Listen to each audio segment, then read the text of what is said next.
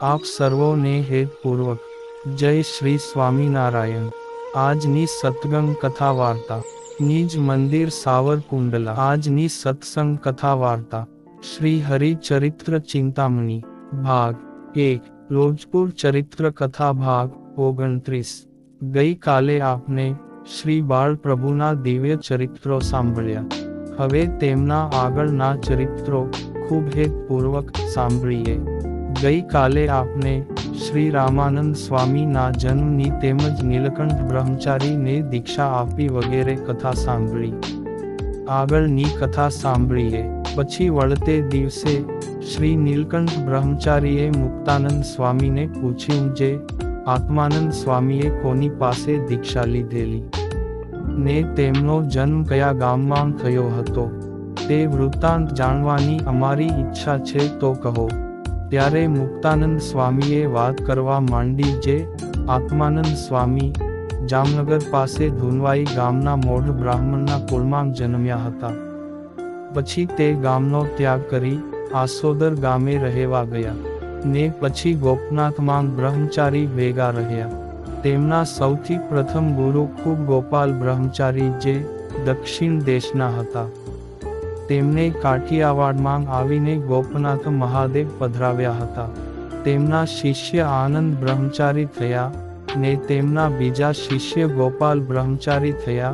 તે વાલ્મીકી ઋષિનો અવતાર હતા। તેમના શિષ્ય આત્માનંદ સ્વામી એટલે કે વિશ્વંભર ભટ્ટ થયા હતા ને તે શ્રાવણ માસમાં પાલિતાણાથી ગોપનાથ ચાલીને પૂજા કરવા જતા। તેને બ્રહ્મચારીનો સમાગમ થયો ને ઉપદેશ લાગ્યો।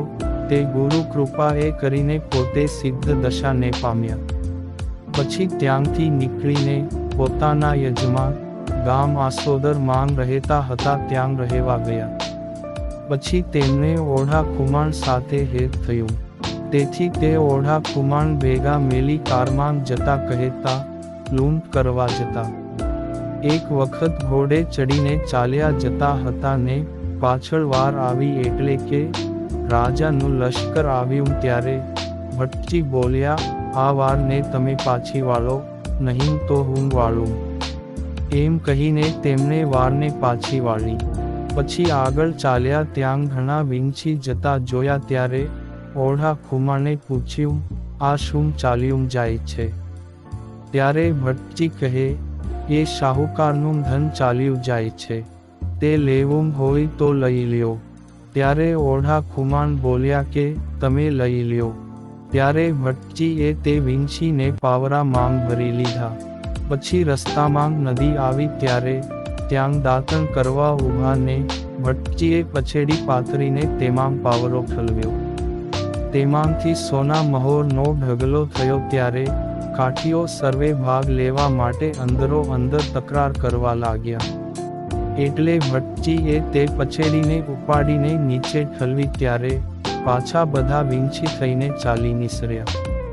તે જોઈને સૌ કાઠી રાડો પાડવા લાગ્યા।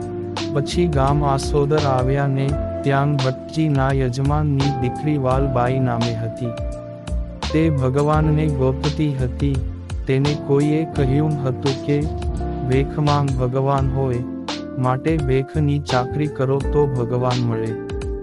તેથી તે બાઈ હંમેશા માનગર નામે એક અતીત બાવાજી કે જે વિશ્વંભર ભટ્ટના શિષ્ય તેમને જમાડવા જતી ને કોઈક વખત તે બાવાજી તેમની ઘરે આવીને જમતા। પછી તે માનગરે કહ્યું તારા ગોર વિશ્વંભર ભટ્ટ છે તે જ ઈશ્વરનો અવતાર છે। તે વાત બાઈને સાચી મનાણી। પછી વિશ્વંભર ભટ્ટ તે બાઈને ઘેર ભિક્ષા કરવા ગયા ત્યારે તે બાઈ ભટ્ટજીના પગે બાજી પડીને કહ્યું કે મને ભગવાન મેળવી આપો તમે તો ઈશ્વર છો। ત્યારે ભટ્ટજી કહે તું મારા પગ મેલી દે અમે ઈશ્વર હોઈએ કે બ્રાહ્મણ? પરંતુ તે બાએ પગ મેલ્યા નહીં। ત્યારે વિશ્વંભર ભટ્ટે તે બાઈના કપાળમાં અંગૂઠો દબાવી બાઈને સમાધિ કરાવી। તે બેભાન થઈને નીચે પડી ગઈ। પછી તેની માતાને વિશ્વંભર ભટ્ટે પૂછ્યું કે આ બાઈને આવું પહેલા ક્યારે થયું હતું? ત્યારે તેની માએ કહ્યું, ના, આજે જ થયું છે. પછી ભટજીએ કહ્યું, તેને સુવરાવી મૂકો. તે 3 દિવસ થયા પછી ભટજી ભિક્ષા કરવા આવ્યા ત્યારે તે બાઈની માને પૂછ્યું, વાલબાઈને કાની સુવર્ણ થઈ કે નહીં? ત્યારે તેણે ના પાડી. પછી પોતે ફરીવાર તેના કપાળમાં અંગૂઠો દબાવ્યો. તે બાઈની સમાધિ ઉતરી ને તે બેઠી થઈ. તે વાતને થોડા દિવસ વીત્યા પછી તે બાઈને સાસરેથી કોઈ તેડવા આવનાર હતા. તે વાત સાંભળીને બાઈએ ભટજીને કહ્યું, હે મહારાજ, મારું મોત આવ્યું છે. મને મારે સાસરેથી તેડવા આવનાર છે ને મારે સાસરે જવું નથી. તે સાંભળીને ભટજી કહે, ચાલો ત્યારે આપણે કાશીએ જઈએ. એમ કહી 2 જણા ત્યાંથી ચાલ્યા. તે ગામ લાઠીએ આવ્યા ને ત્યાં ભગવા પહેરી વિશ્વંભર ભટ્ટે પોતાનું નામ આત્માનંદ સ્વામી રાખ્યું. અને ત્યાંથી ચાલ્યા તે કાશી પહોંચ્યા. ત્યાં એક હરબાઈ નામે બાઈ મળી. તે નાઘેર દેશની હતી અને વૈરાગ્યવાળી હતી. તે પણ તમામ વેખમાં ભમતી કાશીમાં આવીને રહી હતી. એક વખત આત્માનંદ સ્વામીને ઉતારે ગઈ. ત્યાં વાલબાઈ હતા અને આત્માનંદ સ્વામી ભિક્ષા કરવા ગયા હતા. ત્યારે તેણે વાલબાઈને પૂછ્યું, તમારે ક્યાં રહેવું? ત્યારે તેણે કહ્યું, અમે ગિરનારની છાયામાં રહીએ છીએ. પછી વાલબાઈએ હરબાઈને પૂછ્યું કે તમારે ક્યાં રહેવું? ત્યારે તેણે કહ્યું કે અમે પણ ગિરનારની ગોદમાં જ રહીએ છીએ. પછી વાલબાઈએ પૂછ્યું, તો અહીં કેમ ફરો છો? ભગવાન સારું કે પુરુષ સારું? ત્યારે હરબાઈ કહે, પુરુષ સારું નહીં, પણ ભગવાન સારું ફરું છું. પણ હાલના વખતમાં વેખધારી સર્વે કામી, ક્રોધી અને લોભી થઈ બેઠા છે. પણ ખરા સંત ક્યાંને મળતા નથી. ને જો ખરા સંત મળે તો તે થકી ભગવાન પણ મળે. એવું ધારીને સર્વે દેશમાં તથા બધા યાત્રાધામોમાં ફરું છું. પણ ક્યાંને ખરા સંત મળ્યા નહીં. તે સાંભળી વાલબાઈ કહે, તો હવે તમે અમારી પાસે રહો. હું તમને ખરા સંત બતાવીશ અને ભગવાન પણ મળશે. પછી હરબાઈ તેમની સાથે રહ્યા. ને 2 ઘડી થઈ ત્યારે આત્માનંદ સ્વામી ભિક્ષા કરીને આવ્યા. ત્યારે હરબાઈને સ્વામીનું દર્શન થયું એટલે ધારણા થઈ ગઈ. પછી જાગૃત થઈ ત્યારે તેણે આત્માનંદ સ્વામીને ખરા સંત જાણી તેમની સાથે રહેવાનું નક્કી કર્યું અને ભગવાન વસ્ત્રો ધારણ કર્યા. ત્યાંથી 3 જણા ગોકુળ મથુરા આવ્યા ને અભ્યાસની જગ્યામાં ઉતારો કર્યો. તે જગ્યામાં લોકોને રસોઈ આપવાનું વારો ન આવે ત્યારે પાકો સીધો આપીને ભલામણ કરે, જે વારો આવે ત્યારે રસોઈ કરીને જમજો. એ અભ્યાગતને પણ જમાડજો. પરંતુ તે જગ્યાવાળા એમ કરે નહીં ને અભ્યાગતને દાળ રોટલો આપીને કાઢી મૂકે ને પોતે સારું ભોજન બનાવીને જમે. તેથી તેમની લોકમાં ખૂબ જ અપકીર્તિ થવા લાગી, જે અભ્યાગતની જગ્યા બગાડી. આત્માનંદ સ્વામીએ આ જગ્યામાં આવી પોતાના પગે ગોળના પાણીના પાટા બાંધ્યા. તે ઉપર માખીઓ બમણવા માંડી. પછી તે જગ્યાના સાધુએ આવીને કાચું સીધું આપીને રજા આપી. તો પણ આત્માનંદ સ્વામી ત્યાંથી ગયા નહીં. ત્યારે સાંજે તે જગ્યાના સાધુએ આવીને ધમકી આપી અને ત્યાંથી જતું રહેવાનું કહ્યું. પણ આત્માનંદ સ્વામી કહે, હું માંદો છું અને અહીંથી ઉઠી શકું તેમ નથી. ત્યારે સાધુએ સ્વામીનો હાથ ઝાલીને ખસેડવા માંડ્યા. એટલે સ્વામીએ બૂમ મારી. તે મહંતે સાંભળી. તેથી તેના સાધુને કહ્યું કે એને રહેવા દ્યો, મર પડ્યો રહેશે. પછી તેઓ રાત્રે માલપુવા અને દૂધપાક બનાવી સર્વે છાના માના જમવા બેઠા. ત્યારે અત્યંત આગ્રહ કરીને આત્માનંદ સ્વામીને પણ જમવા તેડી ગયા. ત્યારે સ્વામીએ પોતાના ઐશ્વર્ય પ્રતાપે તે દૂધપાક માંગ અને માલપુડા માંગ ઈળો વગેરે જીવડા ખદબદ્ધતા હોય તેવું બતાવ્યું. તે જોઈ તમામ જમવાની સામગ્રી જમીનમાં ખાડા ગાળીને દાટી દીધી ને સહુ જમ્યા વગર સૂઈ ગયા. પછી સવારે ઉઠીને આત્માનંદ સ્વામી તો ત્યાંથી ચાલ્યા. તે વાતની જગ્યાવાળા મહંતને ખબર પડી ત્યારે તેઓ વિચાર કરવા લાગ્યા કે એ કોઈ મોટા પુરુષ લાગે છે, કારણ કે આપના માંગ ખોટ હતી તે ટાળવા સારું ગઈકાલે રાત્રે પરચો બતાવી આપણને ભૂખ્યા રહેવાની શિક્ષા કરી. એમ સમજી તેઓએ ભૂલ સુધારીને આત્માનંદ સ્વામીનો ગુણ લીધો. હવે આત્માનંદ સ્વામીએ ત્યાંથી ચાલ્યા તે ગામ વડનગર તથા વિસનગર ગયા.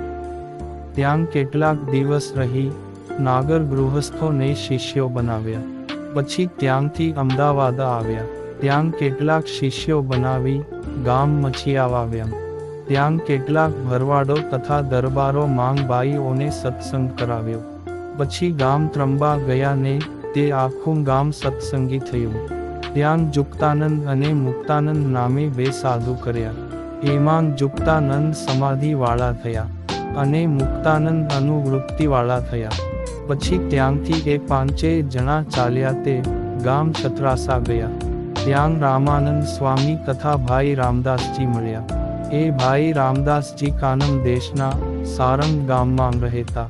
તે એક દિવસ પોતાના ખેતરમાં હળ હાંકતા હતા. ત્યાં રામાનંદ સ્વામી ગયા અને તેણે કહ્યું કે પટેલ ક્યાં સુધી આમને આમ હળ હાંકશો, ચાલો અમારી સાથે.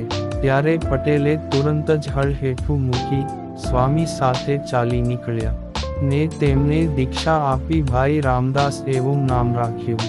પછી તે બે ફરતા ફરતા ગામ તળાજે આવ્યા ને ત્યાં રામાનુજની જગ્યામાં રહ્યા ને કેટલાક ગ્રંથોનો અભ્યાસ કર્યો. પછી ત્યાંથી નીકળવાની ઈચ્છા થઈ ને એ જગ્યાના મહંત પોતાની મરજીથી જ રજા આપે તો જ જાવું, પણ રજા માગવી નહીં એમ ધારીને રહ્યા હતા.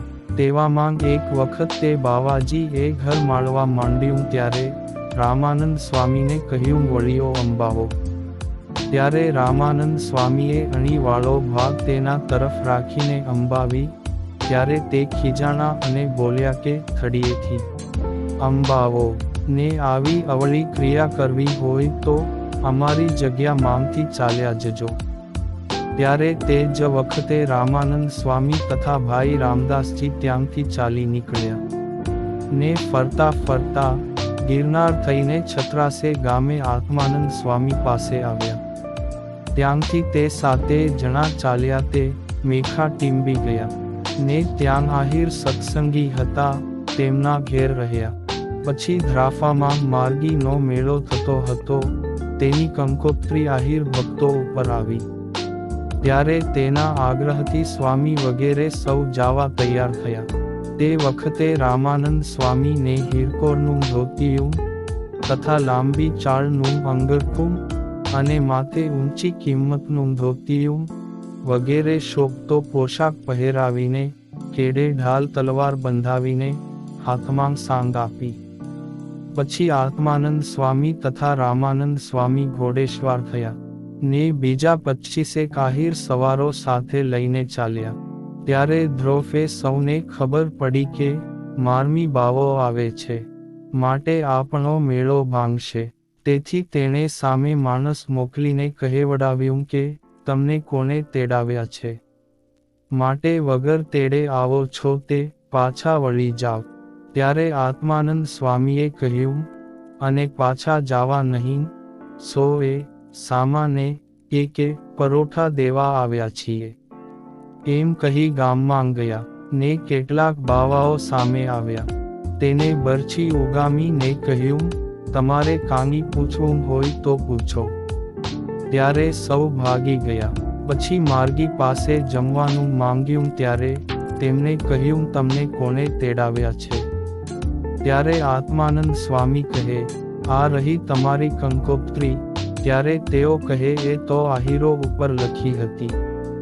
ત્યારે સ્વામી કહે એ બધા અમારા સેવકો છે, તેથી કંકોત્રી અમને આપી અને અમે અહીં આવ્યા છીએ, માટે જમવાનું આપો તો પણ મેળાવાળાએ જમવાનું આપ્યું નહીં. પછી આત્માનંદ સ્વામીએ તે બાવાને કહ્યું, ત્યારે તમે પણ મેળો કરી લેજો ને તમારા માણસોને પકવાન જમાડી લેજો. એમ કહી પાછા ગામ બહાર નીકળીને ગામ સામે નજર કરી, એટલે ગામના ચોકમાં પૃથ્વી ફાટી ને તેમાંથી એક વાયુની શેર નીકળી ને ગોળીઓ જેવી કાંકરીઓ ઉડવા માંડી. ત્યારે ગામમાંથી બધા માણસો ભાગી ગયા અને મેળો વિખાઈ ગયો ને ખાવાનું જે હતું તે ધૂળધાણી થયું. પછી આત્માનંદ સ્વામી ત્યાંથી ગામ લોડવે ગયા. ત્યાં વિઠ્ઠલ બ્રાહ્મણ તથા લખુમ ચારણ સત્સંગી હતા. ત્યાં વિઠ્ઠલની પત્ની 3 માસનો છોકરો મૂકીને મરી ગઈ હતી. તે દુઃખની વાત તેણે સ્વામી આગળ કરી.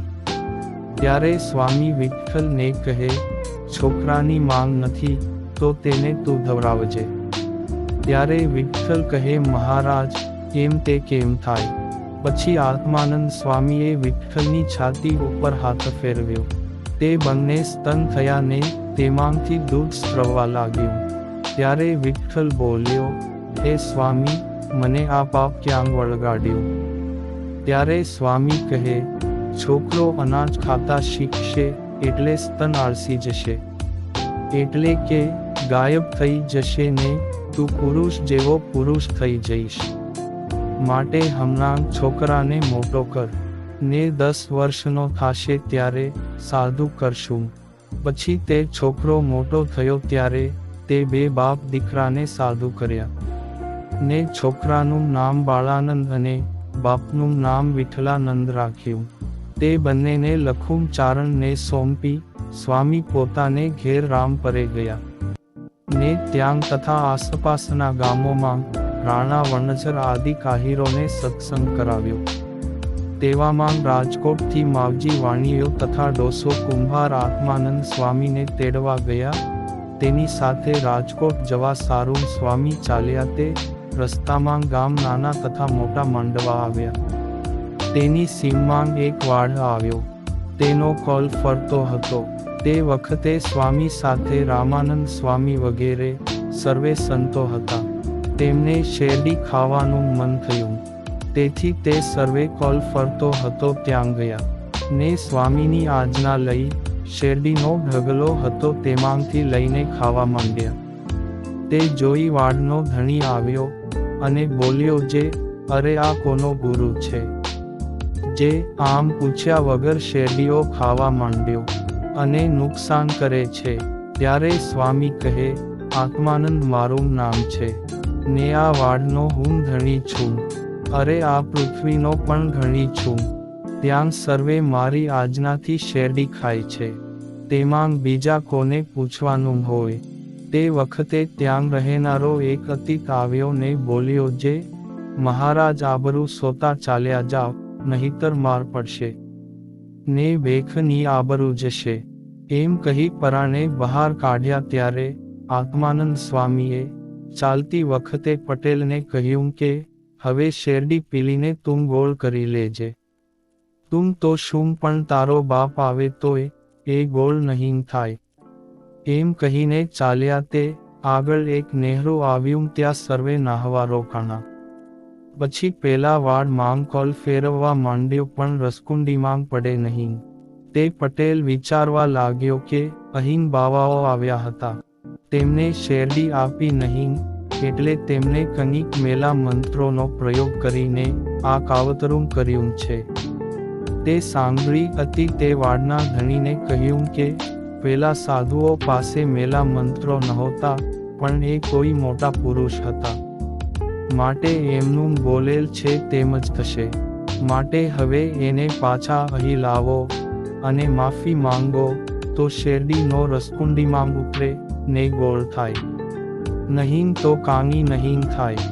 પછી તે વાડનો ધણી ઘોડે ચડીને સ્વામી નહાતા હતા ત્યાં આવ્યો ને હાથ જોડી પગે લાગ્યો ને બોલ્યો, જે મહારાજ તમે મોટા પુરુષ છો, તે મને મારી ભૂલ સમજાણી છે, તે માફ કરી પાછા પધારો.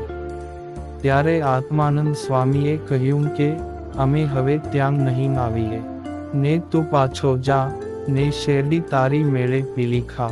પછી તે પસ્તાવો કરતો ખૂબ જ દીન થઈ ગયો ત્યારે સ્વામીએ કહ્યું, અમારે હવે શેરડી ખાવી નથી, પણ લે આ પત્તર ને તેમાં ઘી ભરીને લાવ, તે આ બધાના ગળામાં ઉતરશે ત્યારે કુંડીમાં રસ પણ ઉતરશે. ને સારું તાજું ઘી લાવજે, ને નરસું હશે તો નાખી દેશું. ને ચાલ અમે આવીએ છીએ. પછી પટેલ ગામમાં જઈ સારું ઘી લઈને વાડે આવ્યો. ત્યાં આત્માનંદ સ્વામી વગેરે પણ ત્યાં આવ્યા. ત્યારે સૌ સ્વામીને પગે લાગ્યા. ને પટેલ એક ઘીનું પત્તર સ્વામી આગળ મેલીને ચોખ્ખો ગોળ પણ મેલ્યો, ને કહ્યું કે, હે મહારાજ, આ ઘી ગોળ જમો. ત્યારે સ્વામી કહે, હવે ઘી જમવું નથી, ને ચોખા રંધાવો. પછી સૌને એમ જણાયું જે આ તો મોટા પુરુષ છે ને આપના કલ્યાણ વાસ્તે આવ્યા છે. પછી ચોખા રંધાઈને તૈયાર થયા. પછી સૌ જમ્યા. ને વધ્યું તે પ્રસાદ રૂપે પટેલને આપ્યું. પછી સ્વામીએ સિંચોડાને હાથ અડાડ્યો. તે તુરંત જ શેરડીનો રસ કુંડીમાં ઉતરવા માંડ્યો. પછી તે પટેલે સ્વામીને 4 માસ સુધી પોતાને ઘેર રહેવા કહ્યું. ત્યારે સ્વામી 4 માસ તો નહીં, પણ 1 માસ ત્યાં રહી પછી રાજકોટ આવ્યા. પછી એ પટેલે ત્યાં સ્વામીને ઉતરવા માટે એક ઓરડો કરાવ્યો હતો. ને ઢોલિયા તથા ગાદલા ગોદડા પણ કરાવ્યા હતા. ને સ્વામી તેને ઘેર કોઈ વખત 15-20 દિવસ રોકાતા. ને પછી ફરતા ફરતા છત્રાસે આવ્યા. ને હવે આત્માનંદ સ્વામીના વિશેષ પ્રસંગો આપને આગળના ભાગમાં સાંભળશું. અત્યારે આપ સર્વને ભાવથી જય શ્રી સ્વામિનારાયણ.